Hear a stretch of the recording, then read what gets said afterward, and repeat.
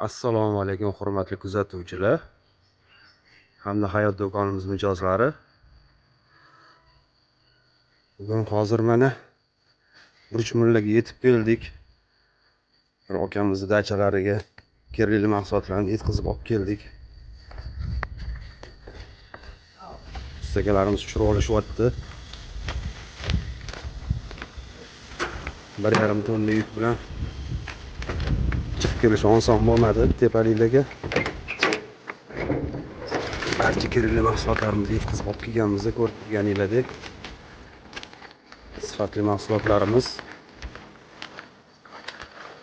Kimga shunaqa mahsulotlar kerak bo'lsa, hayot do'konimizga bemalol murojaat qilaverasizlar.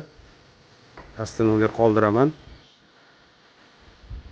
Like bosib, obuna bo'lib qo'yishingiz esingizdan chiqmasin. Sizlarning xizmatinglardamiz. Havoga gap yo'q lekin. Sog' bo'linglar, salomat bo'linglar.